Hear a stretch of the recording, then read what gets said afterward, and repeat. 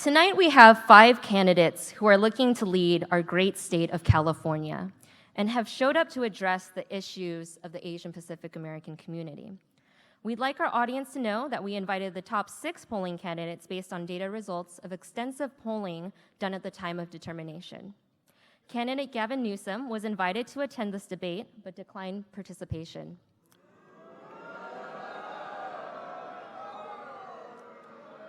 So as you'll note, there is a podium here marked with his name in case he decides to show up.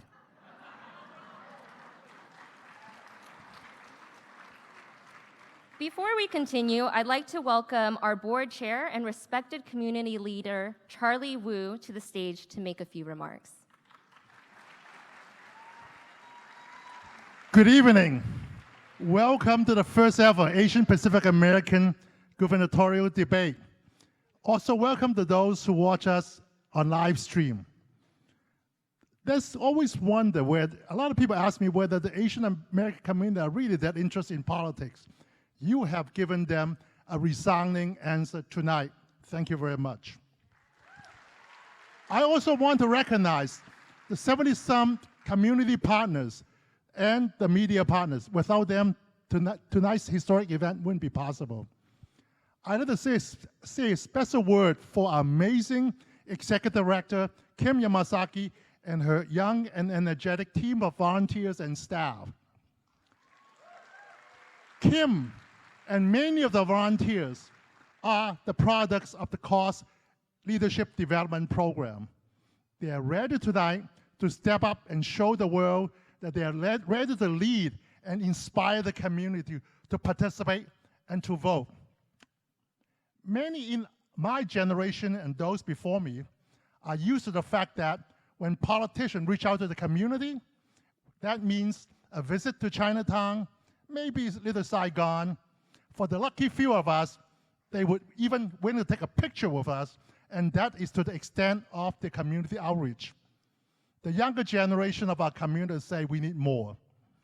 We need to engage in serious discussion and give and takes on issues that are important to the Asian Pacific Islander community, and those issues are often ignored.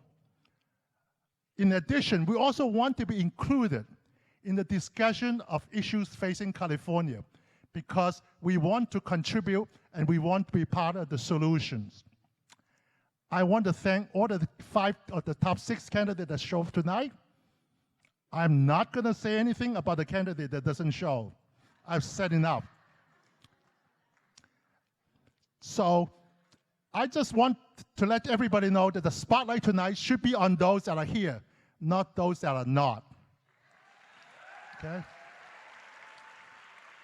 I think in a little while, at the end of tonight, people are going to ask me who is the winner of the debate. I can tell you now. The Asian American community is the winner because we turn a new chapter in our political involvement. We want substantive dialogues with our political leaders. We are not going back to the old way. The winner would be all Californians because the fastest growing community is ready, willing, and eager to participate. Thank you and enjoy the debate.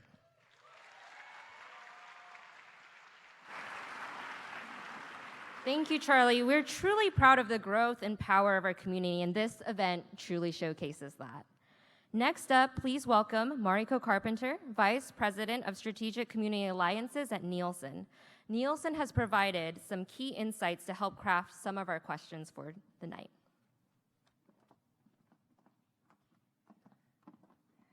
Okay, good evening, everyone. Welcome to California's very first Asian Pacific American gubernatorial debate.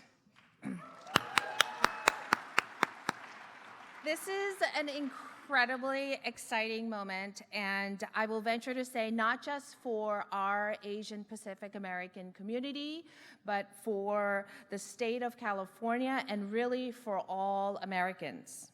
Nielsen, as you know, is a market research company that measures consumer behavior. And what we know better than anyone else is that representation matters. This event, the people filling this room, the media upstairs, are proof that we, Asian Pacific Americans, are passionate, engaged, and ready to take action on the future of California. So thank you to Cause, to Charlie, Kim, and all the staff for putting together this amazing event. You are what we call trailblazers. Thank you to the candidates for participating in this debate. And thank you all for coming out and joining us tonight. Thank you.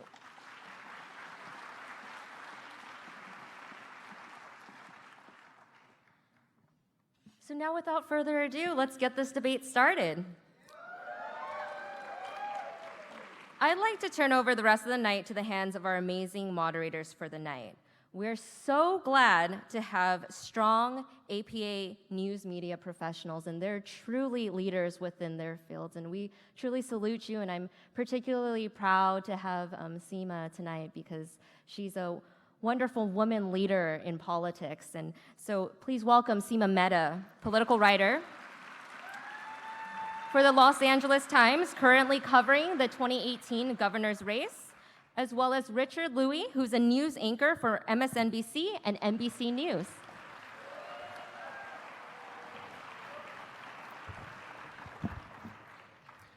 Kim, thank you so much. It is a real pleasure to be here for this first ever APA-focused gubernatorial debate in this grand state we like to call California. And a warm welcome to all of you for coming in today and participating in this magnanimous day and evening. It's a pleasure to be here with all of you for California's first ever Asian Pacific American facing gubernatorial debate, as I was mentioning. For those of you who have a moment right now and would like to pull out your phone and turn off the ringer, please do let your respective networks know that we are also streaming this live in two different ways. One, through Cause's YouTube channel, C-A-U-S-E, as well as through our exclusive digital media partner for tonight, and that is Huffington Post's Asian Voices. You can go to their Facebook channel. They are streaming that in their Facebook Live capacity. And if you'd like to join the conversation as well, you can use the hashtag APAGovDebate. Now, we've all gathered here, Seema, myself, and Kim and the rest, for not us, but some amazing servants of our state and our country. And I will now read in alphabetical order our candidates who will be on today's stage. Please give a warm welcome to Travis Allen, California Assemblyman, Republican.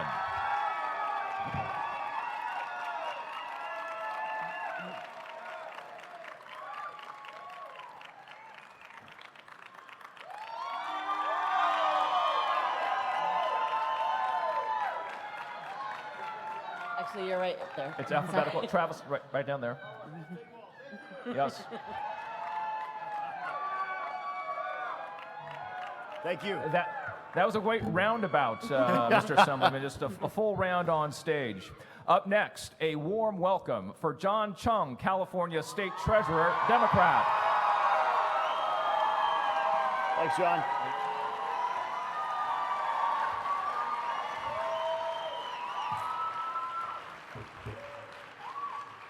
Warm welcome for John Cox, businessman, Republican.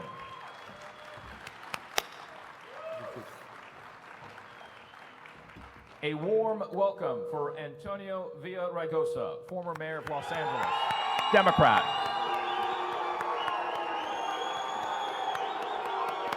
Hey, brother. Students.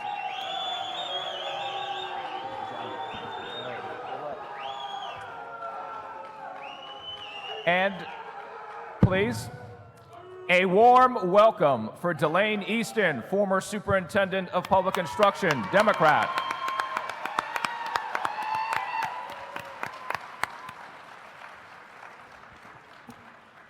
Obviously, I don't know what alphabetical means, but I'll get it right by the end of the evening. I apologize. Ladies and gentlemen, now a warm welcome for all of our candidates.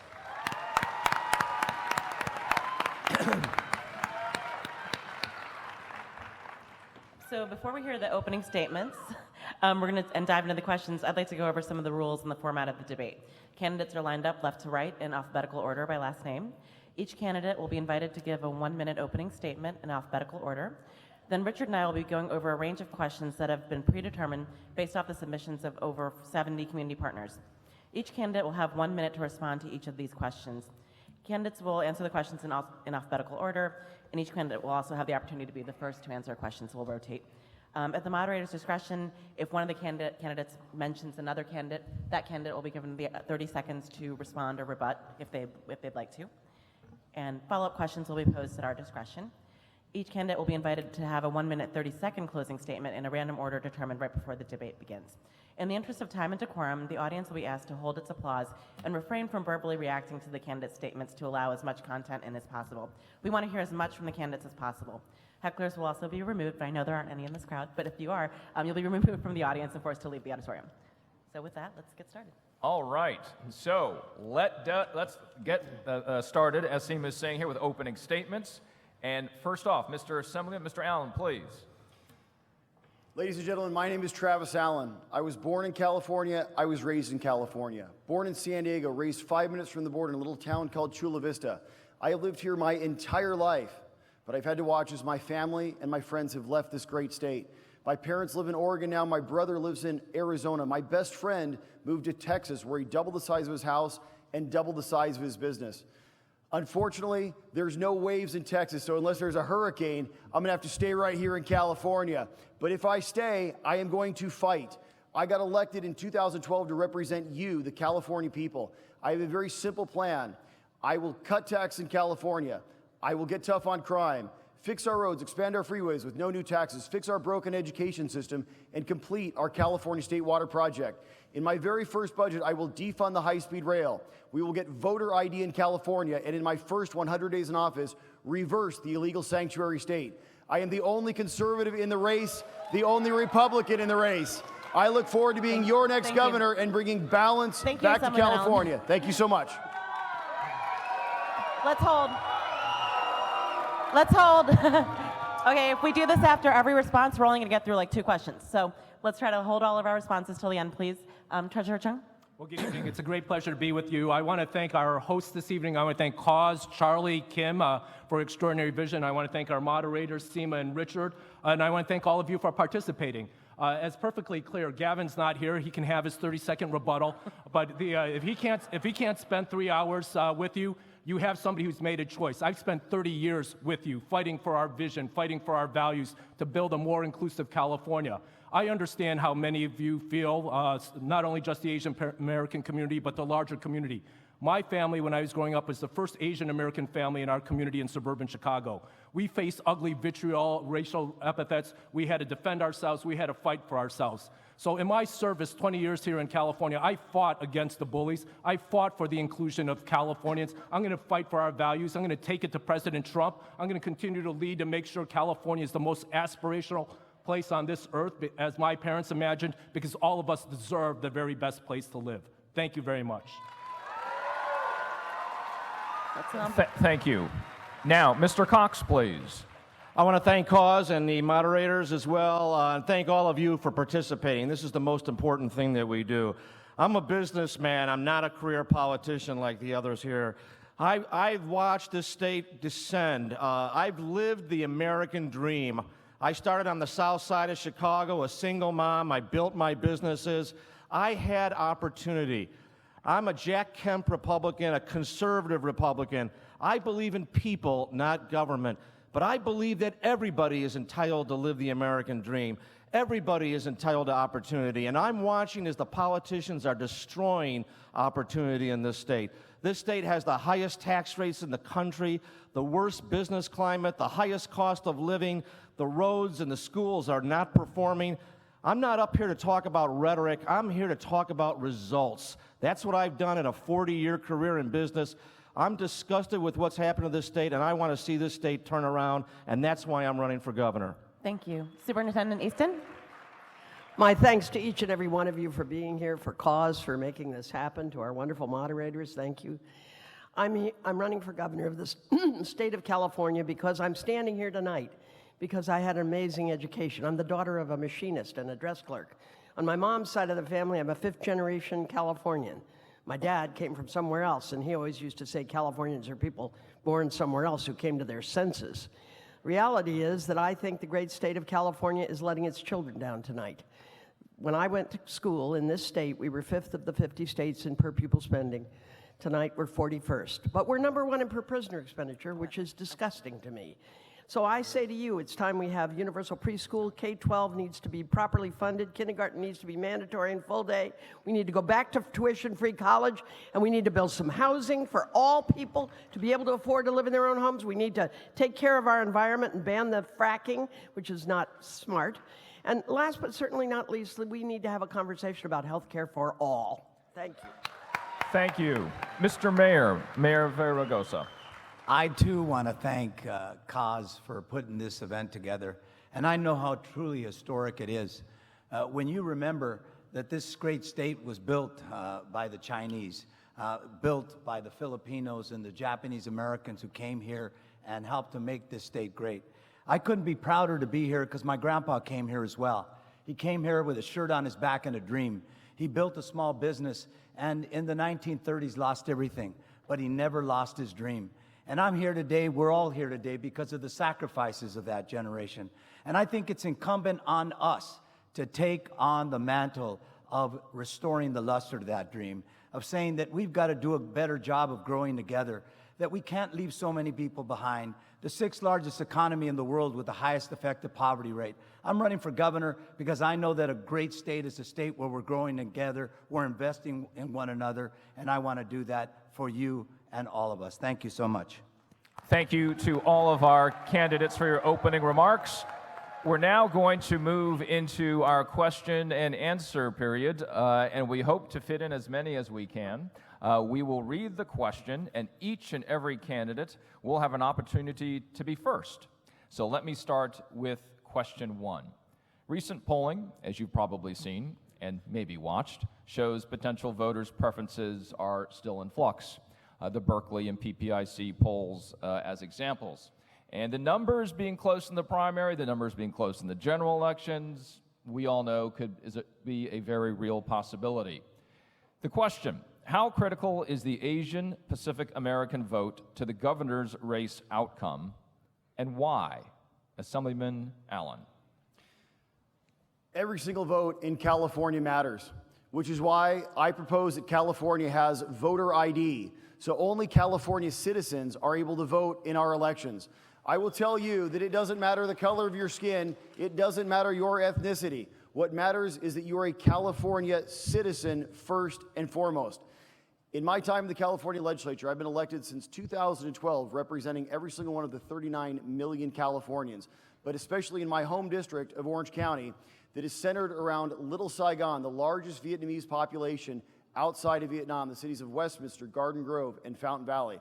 I will tell you that every single vote matters in California, but every single citizen matters in California. It's about time that we stop talking about the identity politics of the California Democrats and trying to divide people based upon what they look like, where they come from, or even what they believe. It's about time that we focus once again on all Californians as Californian citizens. Our strength is in our unity. Thank you. Thank you, Assemblyman. Treasurer Chung. The Asian Pacific Islander community has an extraordinary opportunity this election cycle and going forward to make a profound difference in the governance of our democracy. This state is comprised of 16% Asian Americans. By percentages, it's the fastest growing population in the United States of America, not in hard numbers. Our numbers in regards to voting, though, are significantly less.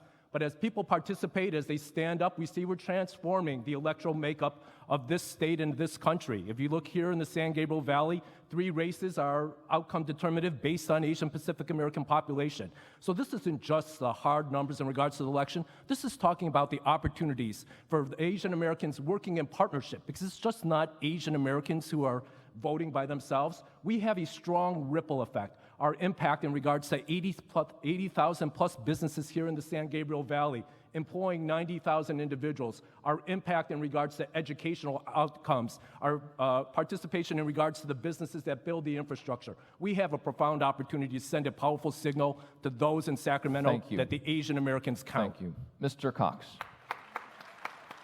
All Asian Americans are Americans, and they're all Californians who live in California. They want and deserve opportunity. They also want and deserve a state that's functional, a state where you can afford to buy a house, a state where you don't have to pay an oppressive tax burden, a state that has functioning quality schools where every parent has a choice of a good education for their children, a state where the roads are not full of potholes and you sit for hours in traffic jams. The politicians are going to tell you what you want to hear. I'm going to tell you that we need to do better in this state. We need to produce results. That's what I've done in the private sector for 40 years. I don't accept just half measures. I want to see this state succeed. I want to see every Californian have the same opportunities that I've had to grow and build a business and live the American dream. That's why I'm running for governor. My very first elected position was as Union City City Councilwoman. It is a majority-minority community made strong by an amazing Asian Pacific Islander population that just did fabulous things working together. And they focused on their children. They focused on education. We fought hard to get the city and the school district to collaborate. Guess what? The schools improved dramatically. Housing values went up. Community grew stronger. I say you're very important to me. Sorry, I have a bad cold. I have 4 grandnieces and grandnephews. They all happen to be Asian Americans. And so I say to each of you, I know how important you are to the future of this state. We need your active engagement, your active involvement. The problem we have in this state is not that too many people is voting. The problem we have in this state is not enough people are voting. So we need you all to motivate your community to get out there and vote. And if we do this, we can win and we can change California's face for the better. Thank you. Mayor Villaraigosa. The Asian American vote is very, very important to the state. And as I said earlier, they've been a part of this state from the very, very beginning. They've contributed to the wealth of this great state. And I've often said, like the Latino agenda and every other agenda, the Asian agenda is the American agenda. We want safe neighborhoods and good schools. We want a good job at the end of the rainbow. We want affordable college and health care for all. We want the same thing that everyone wants. But as John alluded to, we know that Asian Americans don't vote in the numbers that others do.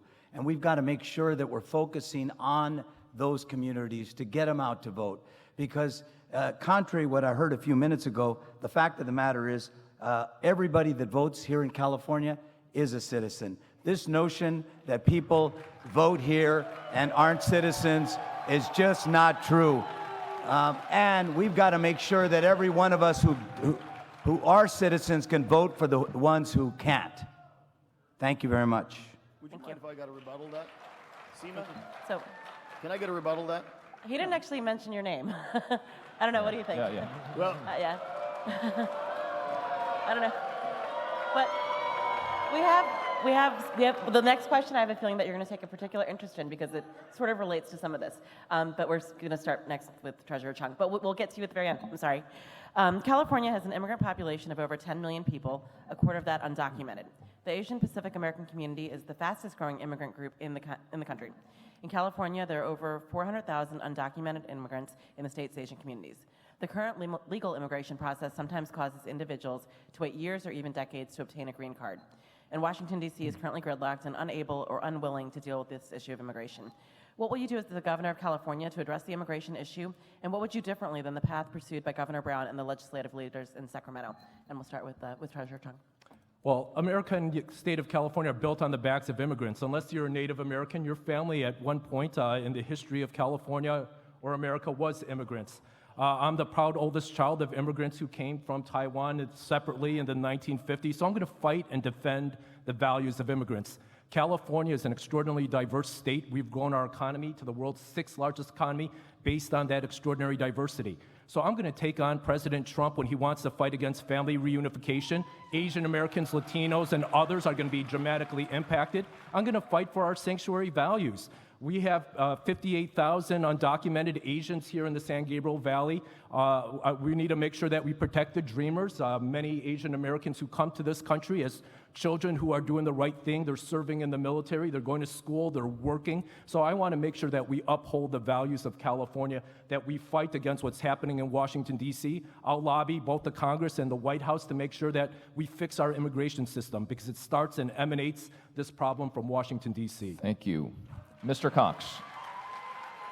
The Asian American population wants safety and security. The first thing I'll do as governor is get rid of this illegal sanctuary state policy. Nobody wants to live next to an MS-13 gang member.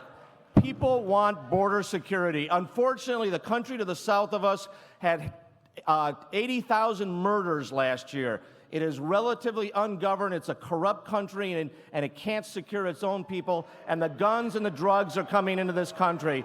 We need to have border security. It should not be controversial. At the same time, we need to fix the problem. I'm a businessman. I focus on solutions. I focus on fixing the problems. And yes, I will work with President Trump to forge a solution to this problem.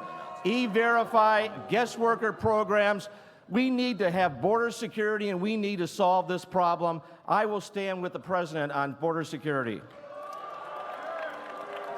Mr. Cox, thank you so much.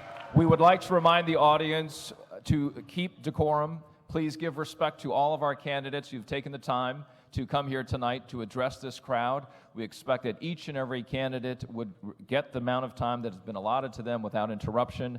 I thank you, Mr. Cox, again for making it through that. So please, if you can, with all respect to them making the time for us tonight, please, Ms. Easton.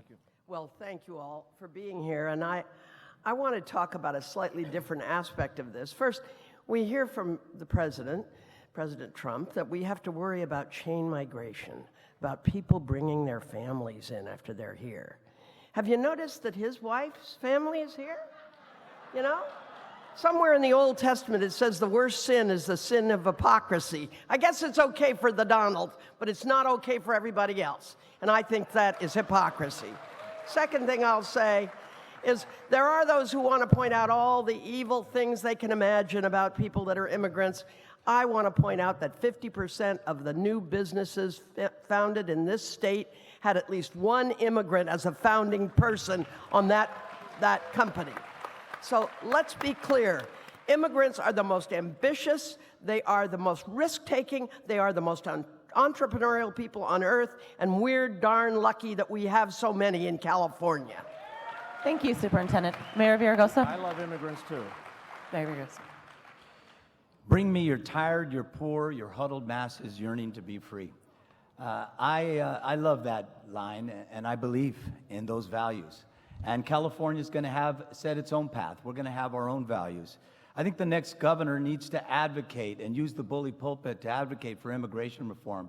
There are 11 million people here, the vast majority of them working every single day, contributing to the economy, building new businesses, getting an education, and even fighting for our country. Let's fix this broken immigration system and not scream at one another in the way that too many people are doing today. I want to clarify something. The fact of the matter is there's a very exhaustive study by the American Academy of Science that looks at the undocumented and crime. And the undocumented commit less crime than the native born. That's a fact. So let's celebrate the fact that they're contributing. Let's make sure that the undocumented kids have an education. Let's invest in them so that we can bear the dividends down the line. Thank you. Now moving on to our third Assemblyman question. Allen. Oh, I'm sorry. Assemblyman. As your next governor of the state of California, I will enforce federal immigration law. We will secure our borders. And yes, we will audit the DMV to make sure there is no voter fraud in the state of California. Every single citizen will have to show an ID to vote. In January of this year, it was just mentioned by Antonio Villaraigosa that there is no voter fraud in the state of California. In January, I called in the DMV for a simple audit to figure out who has been registered to vote versus a very simple database of who is here in our state legally and who is a U.S. citizen. Of course, the Democrats in Sacramento did not accept that request because they benefit from voter fraud. Simply put, there is only one candidate in this entire race that has always supported a border wall. My opponent, John Cox, tells different media different things. He told Univision that he's not in favor of a wall. Now today he's in favor of it. There is only one candidate that believes we need to reverse the illegal sanctuary state, enforce federal immigration law, and secure our borders. And that's exactly what we're going to do. Thank you, Assemblyman. Thank you. Let's let them speak. So we can get through as many questions as possible. So the Assemblyman mentioned two of his rivals in this race. Wait, I think he mentioned the mayor first, and then Mr. Cox. Let's start with you, and then we'll... Ladies and gentlemen, this is what career politicians do. They attack, and they don't answer the questions, and they don't get results. I'm a businessman. I strive for results. I have always been for border security. I wrote a book that says, #1, border security is first and foremost. And I did that 12 years ago when the problem wasn't as severe as it is even today, which is even worse today in California. So it is clear that I am going to focus on results. And I love immigrants, but I love legal immigrants that wait in line and don't cut in line. Thank you, Mr. Cox. Mayor? I don't need to respond to fake news. All right. Good answer. Let's keep it... Good answer. Let's keep our responses limited. Excellent. Please. All right, let's move on to the next question. Okay. Let's move on. Question 3. For many parents, access to higher education for their children at California's public universities is a major concern today. In the APA community, there are different views on affirmative action and admission policies related to that, and the disaggregation of student data. In 2014, we saw a divisive debate in Sacramento that split Latino and Asian American voters over the issue of affirmative action in the state's publicly funded universities. What is your position on Prop 209 and the use of affirmative action in the state's public universities and colleges? We will begin with Mr. Cox. I'm totally against affirmative action based on race. I think we ought to not divide people based on race. I believe that all Americans should be judged by the content of their character, by what they do in life, and not by what racial group they have. Now, I do favor affirmative action based upon poverty, based upon income, based upon assets. So I think people like myself who started out at the bottom, I mean, I had nothing, I had no father, and I could have used some help, but I didn't get any. That's fine. I worked my way through college. But I think that people who start out at the bottom and have no assets or income should get some special consideration. But I do not at all agree with dividing people based on race. I think we do too much of that in this country. Thank you, Mr. Cox. Superintendent Easton? Governor Pete Wilson supported Proposition 187 to have teachers be immigration agents, 209 to end affirmative action, and 227 to end bilingual education. He turned the state very red very briefly, and then it turned very blue. Because the reality is that what we need is an inclusive society, not an exclusive society. We need to find ways to invite everybody in. And we also, and Prop 187 was thrown out by the courts, Prop 227 was reversed by the voters, and Prop 209 still stands. But I do believe in affirmative action for people based on income. I do believe in affirmative action for people who have special needs. And I do actually believe that this state really needs to make college tuition free for each and every California student again. I had a chance to go to the University of California at Davis when it was $82.50 a semester. It was still hard for a working class family, the cost of living away from home. So let's focus on helping every kid in this state to have a brilliant future. Thank you. Mayor Villaraigosa. I grew up in the 1960s in a home of poverty and domestic violence. My father left when I was 5 as well. I went to UCLA on an affirmative action program. Some people will say I came in through the back door, but one thing's for sure, I got out the front. So I do believe in affirmative action. And I believe that we can work together, work every community, African American, Asian, Latino, Anglos, all of us, to make sure that more California students are going into our UCs and our CSUs, for standing up for the notion of that if there's not enough room for all of us, then we ought to build more schools again instead of prisons, that we ought to stand for the notion that we can't divide one another on the head of a pin. We should be working together to make sure that every one of our kids get a shot at the California dream. Thank you, Mayor. Assemblyman Allen? I have fought against SCA 5, which would have eliminated Prop 209 and would have brought back affirmative action in California. This was a blatant attempt to discriminate against Asian American students in California. Not only did I fight against SCA 5 and watched happily as it went down in defeat, I also fought against AB 1726, which was the so-called data aggregation bill, where they tried to separate subgroups, especially of Asian Americans, so the state of California could begin to track you and put you into separate groups. The bottom line is this: California must recognize that all Californians are the same, regardless of what you look like or where you come from or what you believe in. We are a state where merit matters, not the color of your skin. As Martin Luther King said best, I believe in a world where my children will be judged by the content of their character, not the color of their skin. Let him speak. We will never, never have affirmative action in the state of California when I'm your governor. Thank you. Treasurer Chung. I believe in affirmatively taking action to expand opportunities for all Californians. The debate about providing affirmative action has one that's been conflated with quotas. I don't believe in quotas. Quotas are illegal. We want to make sure that we provide the doors of opportunity, and one of the things that I would do is I have a higher education plan. California has been severely underinvested in our institutions of higher learning. We could dramatically increase the capacity of the University of California's, the Cal State universities, so that we don't pit individuals based on socioeconomic status and on race. What you need is people with firm conviction. I'm the only person who has served in all three financial offices. I'm the one who has the most successful auditor in California history, taking on the underground economy. I can bring in the billions of dollars so that we don't have to make a false choice about Asians versus others getting entrance into the University of California. And then on top of that, we need affirmative action so that we can make sure that people get into the private sector at the highest levels. We know that so many people don't have that access because we don't have people who are moving through the educational pipeline and employment pipeline to reach the highest levels. Thank you. We're going to turn to K through 12 education now. Providing a sound public education system is one of the most important roles that the state government plays. Despite recent improvements, California's public education system, K through 12, continues to face large challenges.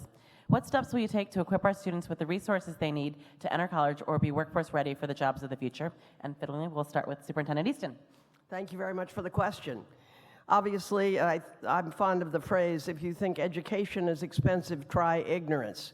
So California needs to put its children first again. The state constitution, Article 16, Section 8, says the first priority should be the education of children, but that has not been the case in Sacramento recently. We've dropped to 41st of the 50 states in per pupil spending, but you are living in the most expensive state in the union. We should be in the top 10, not the bottom 10. We need to reinstate money for child development so more people can get into the workforce. We need to make universal preschool available in all neighborhoods of this state.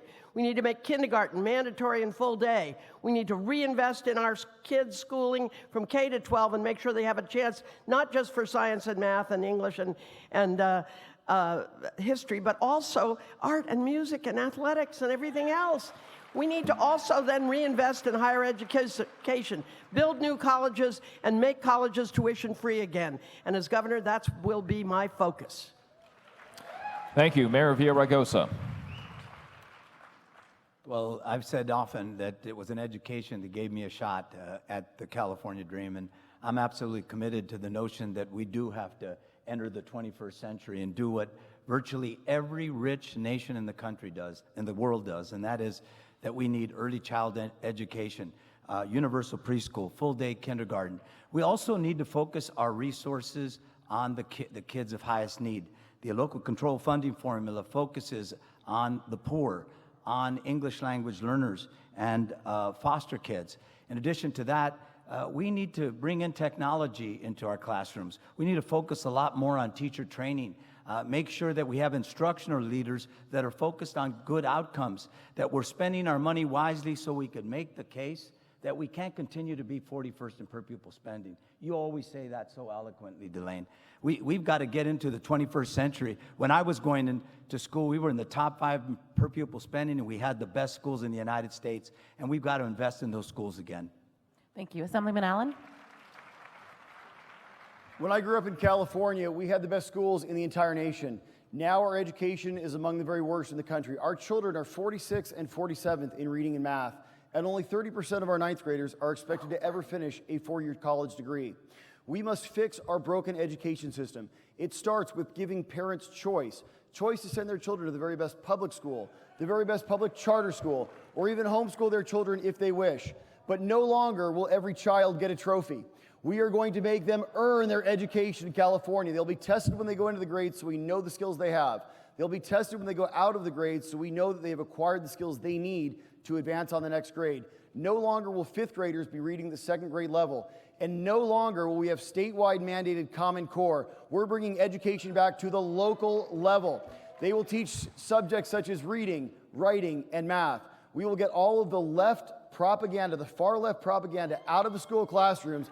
And yes, we will repeal SB 277. Thank you. Thank you. We remind the audience, please maintain decorum. And I will remind that the ushers, if you do identify those who are not maintaining decorum, please feel free to ask those individuals to please move to the back of this auditorium. Thank you so much. I'd now like to move on to Treasurer Chung. So we know that education is key to the American dream. It's why my parents left Taiwan and gave up everything, saying goodbye to their family and their homeland and their friends to start anew here in America. Others are talking about K through 12, and I have a K through 12 plan, but I wanted to also add on the higher education component. This is what I do. Number one, we need to prioritize Californians. For too long, because we needed the funding from out-of-state students who are paying for the tuition, we have excluded too many Californians. I want to make sure that I use my budgetary expertise to open up the opportunities to eliminate the false choices so that we can get more Californians into the University of California and Cal State University. I want to make sure that we provide 2 years free community college. We know that here at Pasadena Community College, we're educating extraordinary amounts of students who are making transformational change. I want to reduce the cost of student loans. So I finance and introduce sponsored legislation to give students an opportunity to renegotiate the rates that they are paying. And so that's just a 3-step plan. I have more, but I'm running out of time. That's what I want to do to make sure we have access to higher education. Mr. Cox? I'm the son of a school teacher. I've been a school board president. I've been a teacher myself. I know that education is the pathway to the American dream. Jerry Brown has increased education spending 80%, and the results have gone nowhere but down. I'm in the private sector. I wake up every single day trying to be better. And why? Because of competition. I want every parent to have the choice of a good education for their children, the same choice that Barack Obama and Bill Clinton had when they sent their kids to private schools in Washington, D.C. But that's the trouble with this system. The system is a bureaucracy. It's run as a union lockstep plan. I want to see teachers paid like rock stars and baseball players, based on merit, based upon how well they do. The trouble with education funding is that most of it doesn't get to the classroom. It's in the administrators. It's in the people who fill out forms. We've got to make sure it gets in the classroom and teaches our kids so that our kids are ready to join the 21st century. Thank you so much. We now move to our 5th question of the evening, language accessibility. The APA community is extremely diverse, as has been stated. There are over 40 languages, for instance, at least spoken under the APA community umbrella. The Asian population has the highest rates of limited English proficiency at 35% by some measurements. Activists are arguing that language accessibility is critical to access government services such as voter registration, utilities, healthcare, transportation, emergency services, and more. To our candidates, do you believe the government has a role in improving language accessibility for Asian Pacific Americans? If so, what steps would you take as governor? If no, what would be your solution to bridge that gap? We'll start with Mayor Villaraigosa. Well, first of all, I do believe that they should have access to language translation and the like. I mean, that's the basic of government. And when people talk about transparency and accountability, we have to be able to communicate to the many different communities who speak, in LA, about 227 languages. And with technology today, we don't need to have a translator. There's Google Translation. There's a whole lot of things that we could do currently that don't cost a lot of money. But for the top 10 languages, we definitely need to have that kind of translation opportunities and access so people understand what the services they have and what they can do. Thank you. Assemblyman Allen? English is the primary language of this country. English is the international language of business. The very best thing we can do for the next generation of California's children is to teach them the English language. Language unites us. Language does not divide us. As a matter of fact, when people can't understand each other, differences begin to arise. This is why we owe every single child the very best English language possible. Now, when I was in school, I took many years of Spanish. My daughter is a fourth grader who is in a full Spanish immersion course right now. But I will tell you, the very best thing that we can do for every single student is give them the basic proficiency in the English language, in reading and writing. These are the skills that they will need to get the jobs of the future. Let's not kid ourselves. This country was founded on the English language. This is the dominant language in our society, and if we refuse to teach this in our schools as our primary language, we are doing a disservice to every student. English should be taught to everyone, and everyone should be fluent. Thank you, Treasurer Chung. Well, I strongly support English language, and yes, English is the primary language, but I think it's important. California, with our extraordinary diversity, and when you think today we compete in a global economy, we want to encourage Californians and Americans to speak multiple languages. When you think about the growth, transformation of the world's leading economic engines, it would be detrimental for Californians and Americans to just be focused strictly on English. We need to get to know each other better, to connect, and language, arts, culture, food, so many aspects are absolutely critical. And I've done that, starting at the Board of Equalization when some of my colleagues wanted to eliminate publications in Spanish and Asian languages. I stood up and said no. As a Board of Equalization members, I did seminars in other languages. I did a Korean language seminar for the Korean restaurant owners. You have individuals who are trying to comply, and oftentimes even for English-speaking Americans, tax is a foreign language to them. So why would we make it more difficult? Why wouldn't we bring everybody together, giving them that access so that they can be successful? Thank you. Mr. Cox? No question that English is the language of this country. English is the language of business, and we do people no favors by encouraging people to not learn English. We obviously need to increase our education and make it more quality, as I talked about a few minutes ago. But it's also very important to learn other languages. My mother had a master's degree in Spanish literature. She spoke Spanish like a native. I had 6 years of Spanish. It improved my understanding of English to also learn another language. And so I absolutely agree with the idea that we should teach people other languages. But I'm a Jack Kemp Republican again. I celebrate the fact that people came from all over the world in waves of immigration. My family came in the 19th century from Eastern Europe. So they didn't speak the language, but they were forced to speak the language once they got here, and the economic growth of this country was what enabled them to have the resources to do so. That's what we've got to start focusing here, is the economic growth of this state. Thank you. Superintendent Easton. I'm sure you all heard the wonderful line, what do you call somebody who speaks 3 languages? Trilingual. Somebody who speaks 2 languages? Bilingual. Somebody who speaks 1 language? American. The reality is that we do need to teach every child English. Of course we do. But every child should have an opportunity to learn a second language. I'm so proud of California for turning over 227. My own niece went through dual language immersion. And when Prop 227 passed, all the dual language schools were in jeopardy. And I gave them all alternative schools waivers, which was allowed the state superintendent under state education code, that if all the parents wanted to do something, they were entitled to ask for that. And so every single one of the dual language schools stayed in business. We have more than ever today, but we need a lot more. It gives us a competitive advantage globally to have more people that speak a second language. A lot of the visas that are being given to people to come to America are partly because we don't have enough people that speak other languages. Our customers are speaking other languages. We need to celebrate language. Thank you. We're going to turn to healthcare now. The question was about English translation. It wasn't about English only. Everybody knows. Yeah. Thank you. No, I'm not referring to you. I'm referring, it wasn't about English only. It was about translation and language accessibility. What do you want to? It wasn't about English I'm only. not sure. I mean, it did sort of turn into a conversation. All right. We remind our candidates, unless you're addressing somebody, please don't respond. And Mayor Villaraigosa, nobody was addressing you in this round, so please. But I will address you. Good. We're going to turn to healthcare. Many in the APA community say that healthcare affordability is a major concern. Many APAs travel out of the country to Asia to have more cost-effective surgeries. Single-payer healthcare has been proposed as a policy solution, assuming you can utilize all federal funds available, employer contributions, and out-of-pocket spending by families. The state would still be well over $100 billion short of what it would take to cover the price tag. Those in support of a single-payer system have suggested raising taxes in order to support the system.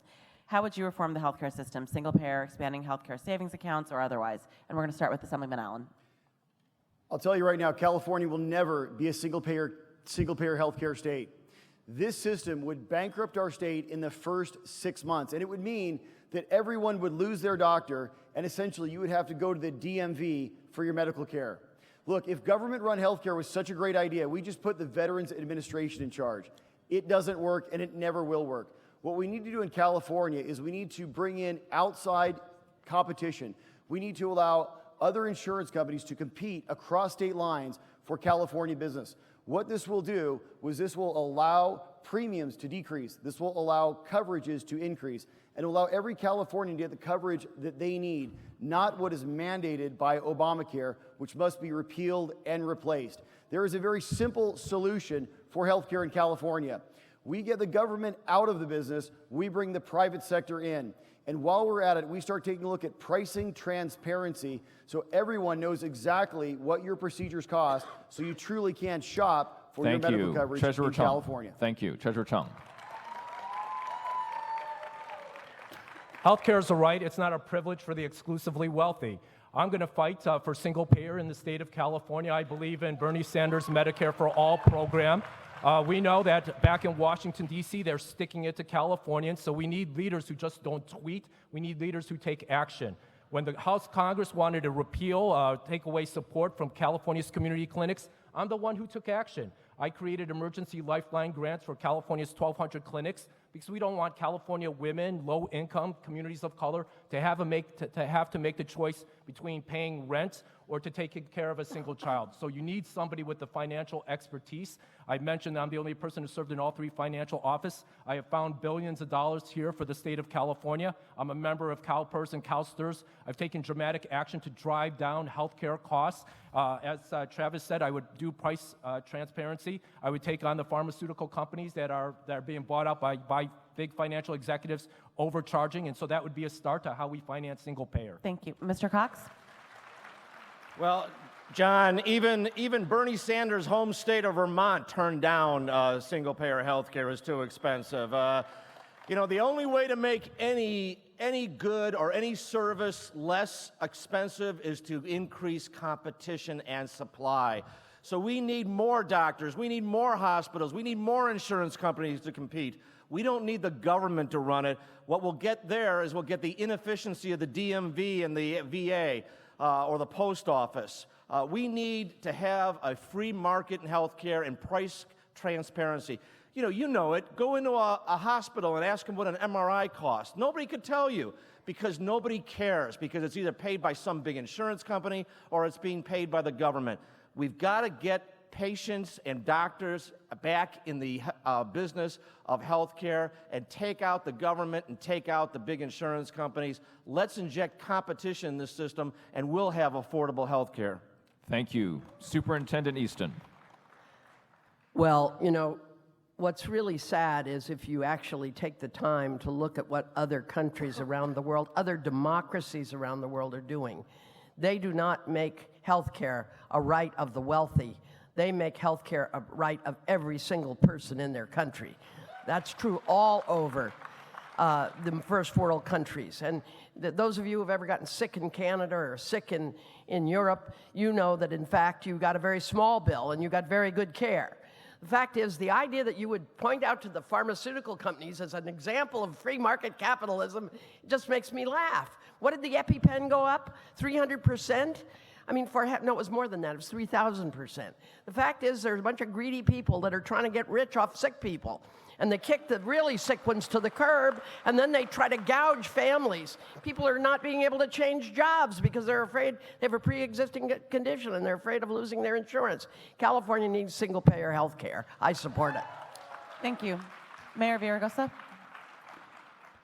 Yes, I believe healthcare is a right, not a privilege, and everybody ought to have it. I also support universal health care. I have my whole life. In 1995 and 1996, I tried to expand Medi-Cal to 200% above poverty. I didn't have a funding plan, so I didn't get a second.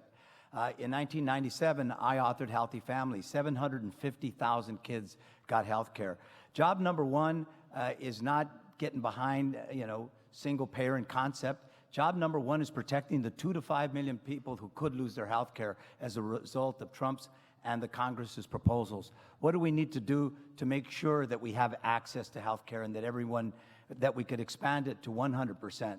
One, we got to focus on cost containment in the way that Kaiser and the Cleveland Clinic does. We have to focus a lot more on primary care and prevention, type 2 diabetes, coronary diseases, obesity. We got to focus on a public option to put some competition into the system. We've got to do everything we can to focus on the notion that we need more access. Thank you. Medi-Cal reimbursement rates are among the lowest in the nation. We're now moving to question 7. So Richard, John mentioned my name, but then he didn't say anything specifically. But he did start off with saying John, right? You did say I don't believe that he was addressing Mr. Treasurer a specific idea. I think he was addressing you. Yeah, I'm not asking for more time, but he did raise my name, so I just wanted clarification. Although you raised the Assemblyman's name also in your question, saying that you agreed with them. I was kind of agreeing with him. Yeah. Well, that's good. Agreement is good. Okay. And rare. Moving to question 7, and climate.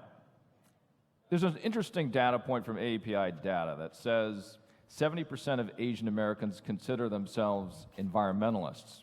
In speaking of climate, the current administration has withdrawn from the Paris Accord, and in light of this, California has emerged as a leader in subnational efforts to reduce carbon footprint and promote clean energy.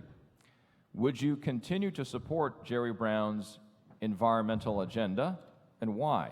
Treasurer Chung. I believe in climate change, right? I disagree with President Trump, who believes that climate change is a hoax created by the Chinese. Climate change is real. When you look at record temperatures, over the past couple of years, we have some of the hottest years on record. As governor, I would lead California in regards to bolder new energy standards. I want to make sure that in this state, by 2045, that we are fossil fuel free. I want to make sure by 2035 that we're purchasing new clean energy vehicles. But it takes somebody who understands how to finance all of this. In February, I convened an international green bond symposium at the Milken Institute in Santa Monica because we have to figure out how we build a clean and green economy. California has 550,000 jobs to that new opportunity, and I wanted to make sure that California in the 21st century stays at the forefront. I've worked through this during the Bush administration. I participated and led California in its efforts to make sure that we recognize climate change. I voted against offshore oil and LNG facilities off the coast of California. Thank you. Mr. Cox? My grandparents moved to California in 1968, and I was in Los Angeles then, and I couldn't see these skyscrapers because of the smog. I'm very happy that we've cleaned the air. I want clean air. A Republican created the EPA. A Republican signed the Clean Water and Clean Air Act. We need to keep the air clean, but we also need to have some sensibility, and we need to balance out the costs and the benefits. And that's the problem with Sacramento. It's either one way or the other way, and that's going to grind our people into poverty. It's also mismanagement. You know, the forests have been mismanaged because of environmental lobbyists spreading money around Sacramento. That's why the fires that we just had last year spewed more carbon into the atmosphere than all the cars in California for a single year. That's mismanagement, ladies and gentlemen. We need to have political leadership that actually cares about the total management of our economy as well as the total management of our environment. Thank you. Superintendent Easton. I believe in something called science. There, I said it. You know you're in trouble when the administration in Washington has the Centers for Disease Control put out a memo that tells their staff not to use phrases like science-based or evidence-based. They really did that. So let's be clear. I will not only support what Jerry Brown's done up to now, I will take it much further. The reality is we have absolutely got to reduce our carbon footprint in this state, and we've got to lead in the nation and in the world. Ladies and gentlemen, we should not be fracking in a state that already had earthquakes, but putting poison water in our ground, talk about mismanagement, that's the worst kind of mismanagement I can imagine. Putting poison water into the ground and running the risk of, for a long time, ruining the potential of using that water. We need a long-range water plan, and we need a lot more environmental policies that will, in fact, support us to continue as leaders in this world on the matter of science. Thank you. Mayor Villaraigosa? Yes, I will continue. The legislatures, it was Fran Pavley, last time I looked, who authored AB 32, Fabian Nunez, Kevin De Leon, and Governor Brown, and I do support those policies. In fact, the best way to see what somebody's going to do is to see what they've done. Long before AB 32 and SB 32, I said dream with me. LA will be the cleanest, greenest big city in the United States of America. We reduced our carbon emissions by 28%, #1 in the nation, #5 in the world. We reduced our water consumption by 23%. We went from 62% to 76% recycling. I was focused on the environment. But we didn't and we signed agreements to get completely off of coal. But we didn't just do that. We focused on green jobs. And as governor, I'm going to focus on expanding green jobs in our state and environmental justice. Because it's not just carbon emissions. It's also diesel particulates, methane, all those gases that disproportionately hurt the poor. Thank you. Assemblyman Allen. Every single Californian wants a clean environment. Don't ever let Jerry Brown and the California Democrats tell you that some Californians care more about the environment than others. It's a complete myth. The answer is, and every scientist around the world agrees, California could go to zero emissions tomorrow, and it wouldn't change global temperatures by even 0.1%. What California needs to do is California needs to use its own resources efficiently, cleanly, safely, and environmentally friendly fashion. We must get rid of AB 32. We must get rid of the cap and trade tax of the California Democrats. These are excuses to take more money out of your pockets for extreme environmentalism that has nothing to do with our environment. What we truly need to do is we need to use our resources cleanly, safely, and environmentally friendly. That means timber in the north of California. That means minerals in gold country. That means water throughout the Central Valley for our agriculture, and you better believe that means energy. California can be energy independent and export our energy. That lowers everyone's electricity, gas bills across the state of California, and we can do it cleanly, safely, environmentally friendly, and that's exactly what we will do.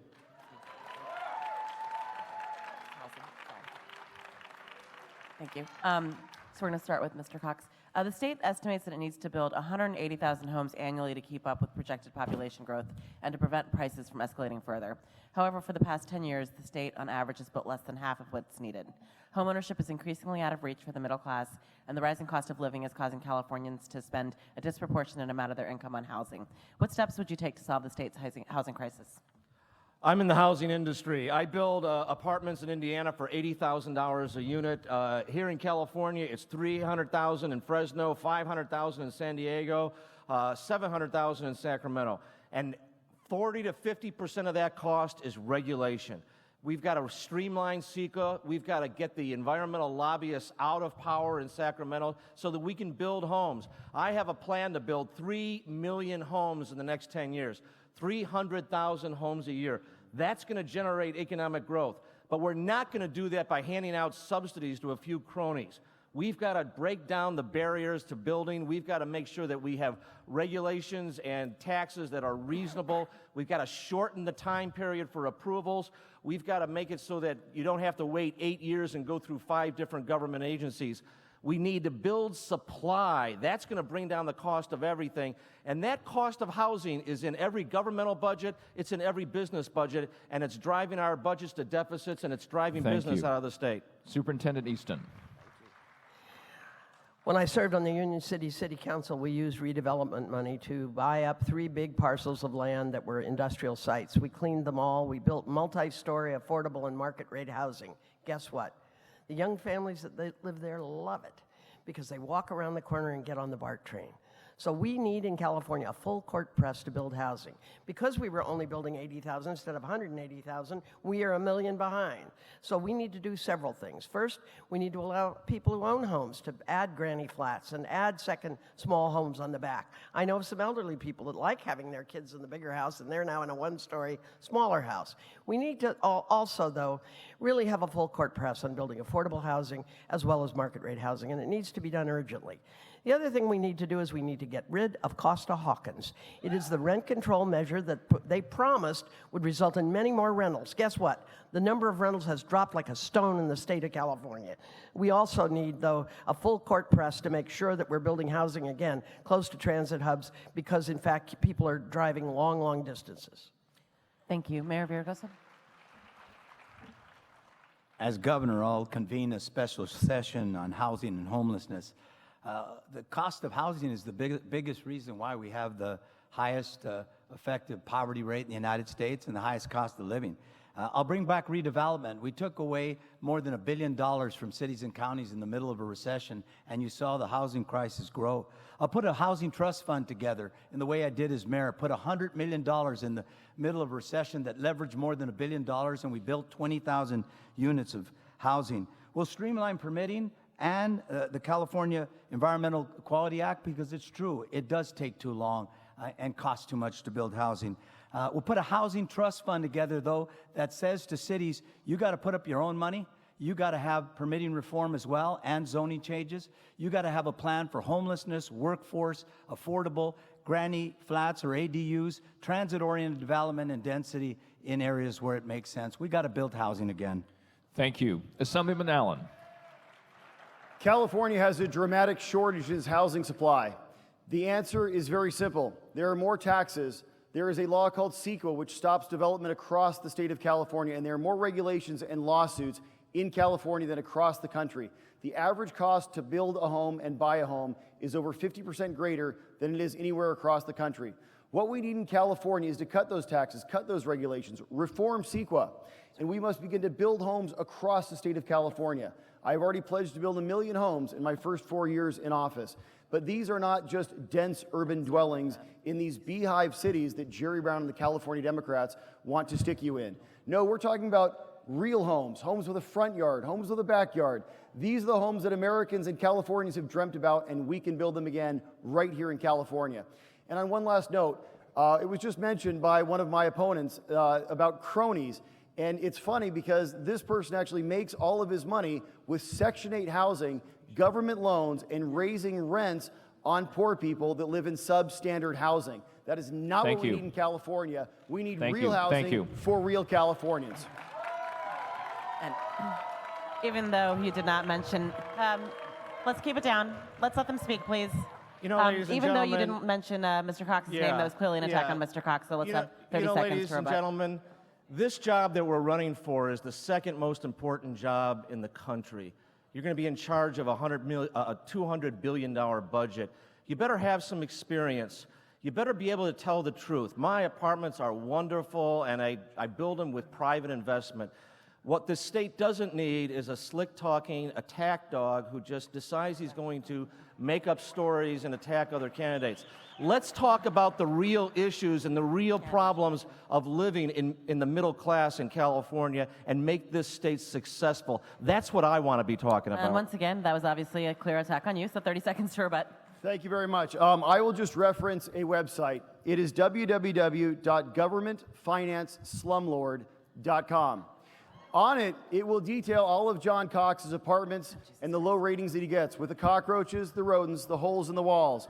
Now, it does also reference his company's website with all of their annual reports. Unfortunately, John Cox has taken all of those down because he does not believe in transparency. The bottom line is this: California deserves someone that you can trust, that will tell the truth, someone who has a record of action, and someone that believes thank you very much. that this Thank state, you. everyone Your time. deserves a quality Thank home. you. We're going to give Mr. Cox. Let's keep it down. We're going to give Mr. Cox an opportunity to rebut that, but Less is more. let's have I'll this be just the last repeat rebuttal, my 'cause we need earlier to move on. statement. The website he referenced is full of lies, and he got information by invading my website. But, you know, again, let's talk about the real problems of this state and solving the problems and getting solutions for the people of this state and not personal attacks. I think that's what the people of this state, I think that's what all Republicans want. And that is a good transition to our next question on business. Oh, I'm sorry, Treasurer Chung. I'm sorry. Between all that, I forgot if we could return to the housing question. I'm sorry. Well, I agree with the comments, the general frame. Yes, John said we need somebody with experience, somebody who's going to tell the truth, and somebody who's a problem solver. That's been me. People deserve to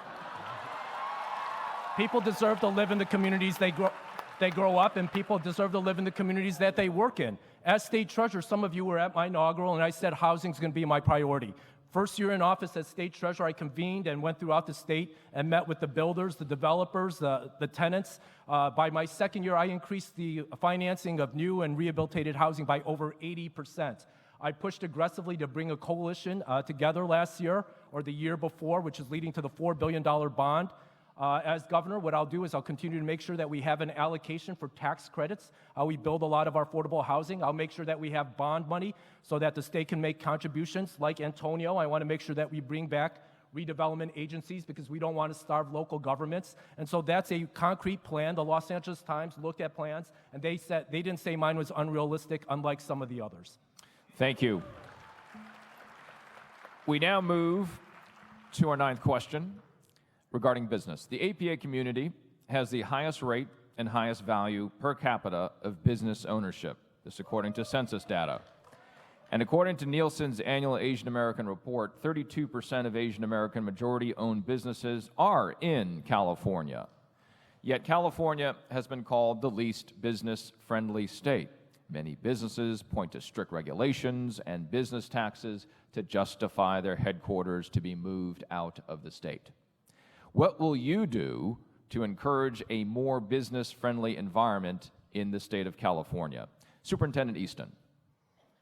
Well, first, I do believe that we have a number of challenges in California. And one of the things that's happened is the state has not been doing some of the work that it needed to do. And so I think there's a lot of reasons that people may be tempted to move out of California. One of them is that we're grinding to a halt on our freeways. We're having transportation nightmares. One of them is that we don't have housing where our employees can live near where they work. One of them is that we are not investing in education in the way we should be. And I know a lot of business owners that care about all of those things every bit as much as they care about the so-called business-friendly climate. The reality is that California needs to refocus its attention on tomorrow. It needs to absolutely focus on great transportation, great housing, and more of it, and much better education for every single child in California. I think businesses do very well here. In fact, I know a lot of people that have moved here to live here. Some of them are on this platform. I'm a fifth-generation Californian, and I love this state. And I think we can, in fact, make it more attractive. Thank you. Mayor Villaraigosa. During the middle of a recession, I made it free to open a business in LA, and we doubled the number of small businesses. And I'm proud of the fact that in a city that's 44% foreign-born, more than 45% of our businesses were owned by the foreign-born. And I think the next governor's got to do what we did as well. We went from 12 departments to 1 to develop in Los Angeles, and you see a building boom. I think the next governor needs to look at our agencies and streamline regulations and make sure that we're working with our small businesses and not just hitting them over the head with a club. I already said, I believe that we need to fix permitting and streamline the California Environmental Quality Act. Those are things that impede housing and business development. As governor, I'll make sure that small business is got access to capital, that we're working with them to make sure that when we contract with every community so that we're all participating in the California dream. Thank you so much. Assemblyman Allen. For the last 6 years, it has been my honor to represent Little Saigon. These are the cities of Westminster, Garden Grove, and Fountain Valley. And as I mentioned earlier, it is the largest population of Vietnamese Americans anywhere anywhere in the world, anywhere outside of Vietnam. There's over 5,000 small businesses in Little Saigon. These are hardworking, industrious people that simply want a better life for themselves and for their families. Unfortunately, they are being shaken down by frivolous lawsuits. We must reform Prop 65. We must reform the Private Attorney General Act. And we absolutely must stop the frivolous lawsuits, cut regulations, and cut taxes in California. The American dream is to own your own business and be in charge of your future. Unfortunately, in California, we are the nation's 50th out of 50 worst states for doing business. For the benefit of not only everyone in the Asian American community, but everyone in the California state, we must cut these regulations, stop these frivolous lawsuits, and cut taxes in California. Treasurer Chung? There's multiple things that I've done past this prologue. So when I was at the Board of Equalization, I created taxpayer education programs. I didn't want businesses, because of lack of capital, not to get the legal and tax services that needed to keep them out of financial trouble with the tax agencies. One of the things that I've done in the State Treasurer's Office is I'm trying to create a one-stop shop. I chair about a dozen economic development authorities. We were backwards on technology because we didn't upgrade during the crisis, not placing blame on my predecessor. But one of the things I also wanted to do is make sure that small businesses, especially small businesses, got access to all the business incentives that we have to offer in California. So I created what's called California Business Incentives Gateway. Please feel free to check it on the website, because I wanted everybody to understand, if you're in the city of Los Angeles, what the county of Los Angeles offers, what the city of Los Angeles offers, what the state of California offers. At the end of the day, as governor, I want to create a one-stop shop. Businesses shouldn't have to go through the myriad of all these various government agencies. I want to create a one-stop shop so it's easier for businesses to understand what their responsibilities and the government step up and do its work. Thank you. Mr. Cox. In the last 7 years, 9,000 businesses have left California, and they're not coming back. I've spoken to groups all across this state that tell me that if they could move their business, they would. This is the #1 judicial hellhole in the country. Regulations are crushing small businesses. I have a small business, and businesses are getting crushed in this state, and the Asian American community knows it. Having your own small business is the pathway to the American dream. But the career politicians up here are going to tell you everything you want to hear. They're going to tell you they're going to cut regulations and cut taxes. They won't do it. And the reason they won't do it is because Sacramento is for sale. The career politicians in Sacramento raise all kinds of money to stay in office, and the lobbyists control that city. We need to cut regulations. We need to encourage the business climate. We need to get loser pays in this state so that we end the judicial tyranny of the trial lawyers, and we need to get this state back to business. A businessman will get that done. Thank you. We're nearing the end of our program today, but before we conclude the debate, we're inviting each of the candidates to give a 1 minute and 30-second closing statement. As we said earlier, the order was determined by random drawing before the debate. Assemblyman Allen, you may begin. And hold on 1 second. I'm going to reset the clock to 1:30. Yes. Just want to make sure you all get what you want. So are we doing a minute or a minute 30? 1:30, sir. All right. 1:30. Just wait till the clock's set. Thank you. Okay. My name is Travis Allen. I was born in California. I was raised in California. I have fought for you every single day that I've been here. I have been elected to the legislature since 2012 with a 100% vote record from every pro-business group, 100% vote record from every taxpayer group, and yes, an A and an A+ from the NRA and the Firearms Policy Coalition, because I believe that we have a right to defend ourselves in California. This state has been run by the California Democrats for 39 of the last 40 years, who have dominated the California state legislature and driven the state into the ground. For 24 of the last 50 years, Jerry Brown and his family have run the state into the ground. We have the nation's highest poverty rate, the nation's highest homelessness, and yes, rising violent crime. I have a 5-point plan to take back California. Number 1 is to cut your taxes, starting with the repeal of the gas tax. I am the original author of the repeal of gas tax, and that will be on your ballot. Then we'll go after all of the rest of it and send a very clear message that California is open for business. Then we'll get tough on crime, repealing AB 109, Prop 57, and Prop 47. If you commit a crime in California, you will do the time. We will fix your roads and expand your freeways with no new taxpayer dollars. We will fix our broken education system and give parents the choice to send their kids to the very best public school, the very best charter school, or even homeschool their children if they so wish. And yes, we will complete the California State Water Project so we have more than enough water for California, not just for this generation, but for every generation to come. I will reverse the illegal sanctuary state. We will have voter ID in California. And I will make sure that no law like SCA 5 or AB 1726 ever passes. I'm Travis Allen. Next in our random. Let's take back California. Thank you. Let's keep it down. Mayor Villaraigosa. Let's let them all speak, please. We can applaud all of them at the end. Mayor Villaraigosa. First of all, thank you for showing up. I respect you for that, for caring enough about this state and its future to be here on a Friday night. And I also respect my colleagues for showing up. Thank you all. We've been on the campaign trail for a very long time. We've had our debates and our differences, but the fact that you show up says something. It says that you care. It says that I respect you. It says that I want to work for you. And so I want to thank you for being here. And I want to say this. I've been blessed by the California dream. In my wildest imagination, growing up in Bow Heights, never did I imagine that I'd be Speaker of the California State Assembly or Mayor of Los Angeles, here on the threshold of being the next governor of California. And I know that to whom much is given, much is expected. And I love this state, and it's given me much. But everybody, we just got to acknowledge this state is great, but we got to restore the luster to the shine of the California dream. Every one of us got to participate. We got to stand for the proposition, different than what you're hearing in Washington, D.C., that it doesn't matter who you pray to, who you love. You know, it doesn't matter what color your skin is, your race, where you come from, that we all ought to be judged by the content of our character and the color of our skin. I'm running for governor because I want a California for all of us. Thank you very much. Thank you. Treasurer Chung. I want to again thank Cause and Charlie. I was part of the founding of this organization. I was there at the first supper, but this is certainly not going to be the last supper, right? Because the extraordinary progress that this community has made over decades, I think, is absolutely inspiring. And the fact that you're here sends a powerful signal that the social fabric, the California family, needs to include all of us. I'm asking for you to support me because I bring different qualities to this race.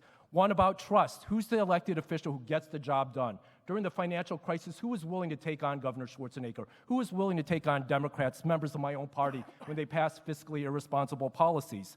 I did because I wanted to stand up for our dream. I wanted to fight for education for all Californians. I wanted to make sure that we have money for more housing so that California's young people won't leave this great state. I wanted to help the businesses in this state find the additional revenue so that we don't keep increasing your taxes. Who is the integrity? I'm not going to embarrass you. I put 100% of my time fighting for you. That's why I've worked with nearly 50 of the organizations of the 70 that are in this group, working on healthcare, working on civil rights, working on immigration reform. And then I bring a separate expertise, as pointed out. I bring a record of fiscal responsibility. We have to make sure that we have a strong economic and financial foundation for California to continue to accelerate, to compete in the global economy. We can't be weak like we were during that last fiscal crisis because we all have great aspirations. I want to make sure that the aspirations my parents had when they came to this country are the aspirations that you get to live. Thank you for this, thank you for this privilege. I ask for your support. Thank you. Mr. Cox? Let's wait till the end, I please. thank you. I thank Cause. 19 states, yes, 19 states around the country have elected business people as governors. And they're the most popular governors in the country by far. And you know why? Because people are tired of the rhetoric. They're tired of the attack politics. They're tired of the partisanship. They want solutions. They want a better quality of life. That's why I'm running for governor. I don't need to do this, but I want to do it because I'm sick and tired of the career politicians running this golden, wonderful state into the ground. And that's what they're doing. They're fast talking. They'll tell you what you want to hear when election comes, but then they'll go and do what the funders in Sacramento tell them. Well, you know what? I'm done with that. I'm in this race because this state is wonderful. My grandparents came here in 1968. My mother moved here when she retired to Fresno in 1980. I'm the last member of my family to come here. It took me 50 years to save up enough money to buy a house here. We need to make this the golden state again. And we're not going to do it with the same old attack, partisanship that the politicians are giving you. Let's solve the problems. Let's improve our economy. Let's make it so that you can afford a house, you can afford your gasoline, you can afford your health care, you can afford all these. But the politicians are promising you this, and that's a false promise. We need to get results, and that's what a business person does. Thank you very much. Superintendent Easton? Again, I want to thank each and every one of you for attending this evening. I want to thank our wonderful moderators, and I also want to thank Cause. Ladies and gentlemen, I am the American dream. I'm the daughter of a machinist and a dress clerk. I got to go to great public schools and attend the wonderful University of California, first at Davis and then for grad school at Santa Barbara. I want every kid to have a chance to have what I had. I believe that right now, yes, there's people that are throwing a lot of things around up here. Let me just be very clear. We need education, quality education for every child. We need to be in the top 10, not the bottom 10 in per pupil spending. And it really does matter how much you spend. Second, we need to make sure we're building housing so that you don't have the oldest kids living at home with their parents of any state in the union, so that we do have more housing for everybody to live. Third, we need to have health care for every single Californian, and it can't be at the cost of an arm and a leg. Fourth, we absolutely must care about our environment. Our children must have clean air to breathe, clean water to drink. At the end of the day, you have to understand, I am the one candidate up here who is corporate-free. I'm not accepting money from corporations. Second, you need to understand that I'm the only candidate on this platform that really did have a diverse staff when I was head of the Department of Education. I'm the one candidate up here who's been in local government, on the city council, in the state legislature, and a constitutional officer. So at the end of the day, if you really want to dream big dreams, do it with somebody who's gotten some things done. Nobody has a better record of accomplishment than do I. Thank you very much for being here. Thank you.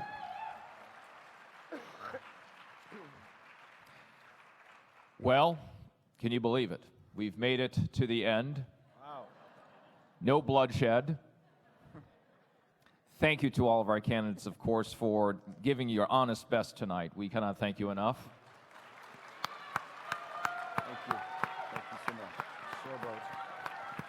And on behalf of the Center for Asian Americans United for Self-Empowerment, the 70-plus community partners and 20-plus press partners, Pasadena City College and Huffington Post, Seaman, I would like to thank all of our candidates for their participation. Again, thank you so much. A big round of applause, as long and loud.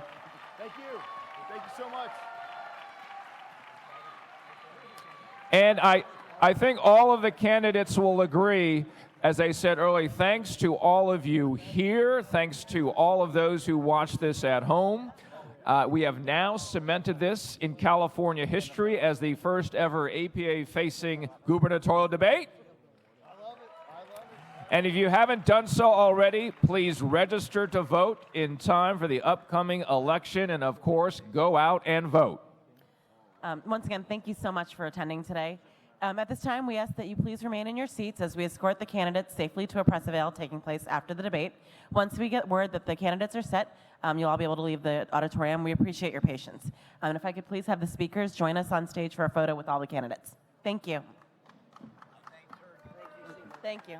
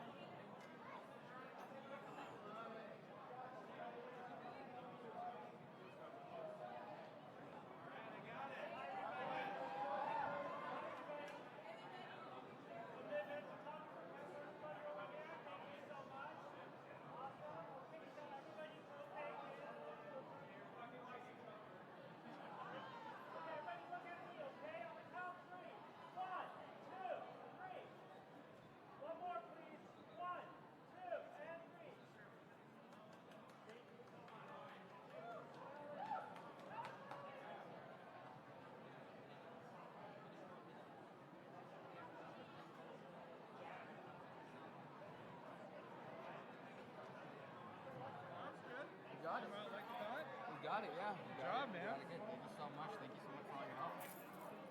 I got into politics. Can't stand it.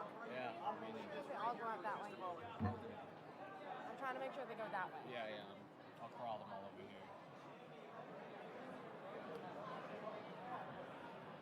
So pretty much no one's listening. Yeah. But